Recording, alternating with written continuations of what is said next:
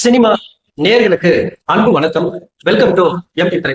இந்த ஷோல நேர்குடை அப்படிங்கிற தமிழ் திரைப்படத்தினுடைய ரிவ்யூ தான் பார்க்க போறோம். இந்த படத்தை இயக்குனர் சிவா ஆறுமுகம் இயக்கியிருக்காரு. இந்த படத்துல தேவயானி, விஜித், கண்மணி, நீலிமா ராணி, வடிவுக்கரசி மற்றும் பல நட்சத்திர பட்டாளர்கள் இந்த படத்தில் நடிச்சிருக்காங்க. இந்த படம் இருக்கு. இந்த படத்தினுடைய கதை என்ன அப்படின்னு சொல்லி பார்க்கலாம் வாங்க. விஜித், கண்மணி இந்த தம்பதியினருக்கு ஒரு பெண் குழந்தை இருக்கு. ஹஸ்பண்ட் அண்ட் ஒய்ஃபா ரெண்டு பேரும் வேலைக்கு போறதுனால அந்த குழந்தைய பாத்துக்கிறதுக்காக தேவயானி வேலைக்கு சேர்றாங்க. தேவயானி அந்த குழந்தையின் மீது ரொம்ப அக்கறையோட பாத்துக்கிறாங்க. அதனால அந்த குழந்தையும் பாத்தீங்கன்னா தேவயானி கிட்ட ரொம்ப அன்பா வளருது. அதே சமயத்துல இந்த விஜித், கண்மணி இருக்காங்க இல்லையா, இவங்க அமெரிக்காவுல குடியேறதுக்காக விசா கிடைக்குது. இதை கேள்விப்பட்ட தேவயானிக்கு அந்த குழந்தைய பிரிய மனது இல்லாம வருத்தப்படுறாங்க. அதே சமயத்துல எதிர்பாராத விதமா அந்த குழந்தை காணாம போகுது. இதனால கலக்கமடைந்த அந்த பெற்றோர்கள் தங்களுடைய அமெரிக்க பயணத்தை தடுக்கிறதுக்காக ஒரு சிலர் முயற்சித்துக்கலாம் அப்படின்றதுனால ஒரு சில பேர்ல புகார் கொடுக்குறாங்க. அந்த புகாரின் அடிப்படையில குழந்தைய தேடுறாங்க. ஆனா போலீஸ் அந்த குழந்தையை தேடி கண்டுபிடிக்க முடியல. இறுதியா அந்த குழந்தையை கண்டுபிடிச்சாங்களா இல்லையா, தேவயானியை விட்டு பிரியம் இல்லாத அந்த குழந்தையினுடைய நிலை என்ன ஆச்சு, டுவர்ஸ் என்ன ஆச்சு அப்படிங்கறத ரொம்ப உணர்வுபூர்வமா சொல்லக்கூடிய திரைப்படம் தான் இந்த நேர்குடை.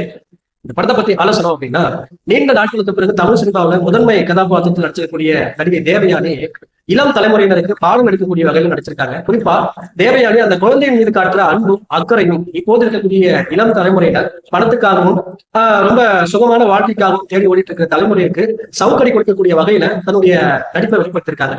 அதே போல இந்த படத்துல இளம் தம்பதியாக நடிச்சிருக்கக்கூடிய விஜித் ஆகட்டும், கண்மணி ஆகட்டும், தங்களுக்கு கொடுக்கப்பட்ட வேலையை ரொம்ப குறைவில்லாம சிறப்பா பண்ணிருக்காங்க. அதே போல அந்த சிறுமிகள் நிகாரிகாவாகட்டும், அஸ்மி ஆகட்டும் சிறப்பான நடிப்பை வெளிப்படுத்தியிருந்தாங்க அப்படின்னு தான் சொல்லுவோம். மற்ற நடிகர்கள், அதாவது வடிவுக்கரசி, நீலிமா ராணி, இவங்க எல்லாமே தங்களுடைய அனுபவம் நடிப்பின் மூலமா இந்த படத்துக்கு பலத்தை சேர்த்திருந்தாங்க அப்படின்னு தான் சொல்லணும். இந்த படத்தினுடைய பாடல்கள், பின்னணி இசை எல்லாமே பாத்தீங்கன்னா எளிய முறையில புரியுற வகையில ரசிகர்கள் கிட்ட கொண்டு போய் சேர்த்திருக்காங்க.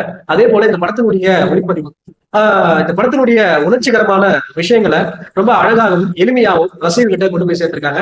இந்த படத்தை எழுதி இயக்கக்கூடிய சிவா சண்முகம் இப்போது இருக்கக்கூடிய காலகட்டத்துக்கு இப்படி ஒரு கதையை யோசித்திருக்கிறதே பாத்தீங்கன்னா ஆச்சரியமா இருக்கு. ஆனா இப்ப இருக்கிற காலகட்டத்துக்கு மிக ஒரு முக்கியமான ஒரு அவசியமான கதையாகவும் இது இருக்கு.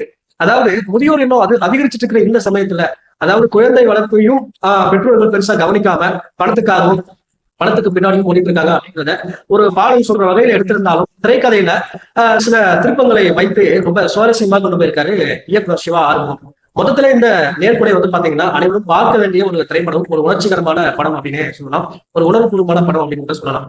இந்த படத்துக்கு எப்படி திரை கொடுக்குற ரேட்டிங் 5 to 3.5. அடுத்த வருஷம் சந்திக்கிறேன். நன்றி, வணக்கம்.